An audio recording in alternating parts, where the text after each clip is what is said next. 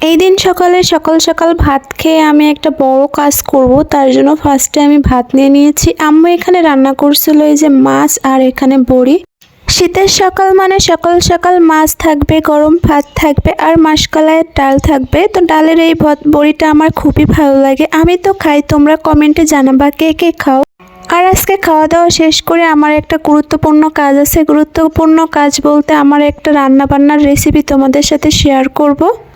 তার জন্য ফার্স্টে এই যে একটা মুরগি কিনে নিয়ে আসছে, এটা পোলট্রি মুরগি। এটা পোলট্রি মুরগি কিনে নিয়ে এসে ম্যাজিক করে এই যে কেটে নিলাম। দেখতেই পাইলা গাইস কত সুন্দর ম্যাজিক জানি। তারপর ম্যাজিক করে এই মশলাগুলোও কেটে নিব।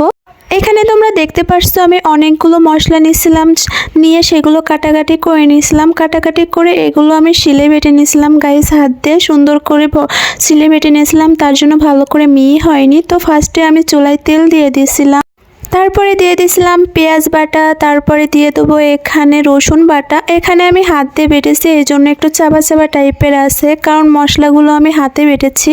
তারপরে জিরা বাটা ওটাও দিয়ে দিয়েছি। তারপরে এখানে দিয়ে দেবো সব কিছু বাটা। এখানে সব কিছু বাটা দেওয়ার পরে এখানে একটু নাড়ানাড়ি করার আগে ঝাল বাটাটাও দিয়ে দেবো। এখানে সব কিছু দেওয়ার পরে আমি ভালো করে নাড়ানাড়ি করব। নাড়ানাড়ি করার আগে এখানে এই যে তেজপাতা দিয়ে দিয়েছি একটু সুগ্রানের জন্য। তোমরা কে কে এইভাবে রান্না করো আমাকে কমেন্টে জানাবা। তারপর এটা অনেকক্ষণ ধরে যাবো তো আমি নাড়ানাড়ি করতেছি। এই পর্যায়ে মশলাটা একটু ভালো করে নাড়ানাড়ি করে একটু পানি দিয়ে দেবো, কারণ পানি দিয়ে কষিয়ে নিলে মাংসটা খাইতে অনেক বেশি ভালো লাগবে, কারণ ওর গ্রেভিটা অনেক সুন্দর হবে। তারপর আমি যেটা করব, যে পানিটা দিয়েছে এই পানিটা শুকিয়ে যাওয়া পর্যন্ত ওয়েট করব। তারপর অনেকক্ষণ নাড়ানাড়ি করব। এখানে আমি ওয়েট করব যে কখন এই তেলটা বেরোবে, তখন আমি বুঝতে পারবো যে এখানে কষানো হয়ে গেছে মাংসের যেই মশলাটা। এখানে আমি মশলাটা প্রায় আধা ঘন্টা যাবৎ নাড়ানাড়ি করে নিয়েছিলাম। নাড়ানাড়ি করতে করতে যখন এই যে মশলার উপরে তেল উঠে যাবে তখন বুঝতে পারবো যে মাংসটা দেওয়ার জন্য রেডি মশলার ভিতরে। তারপর এর ভিতরে আমি মাংসটা দিয়ে দেব।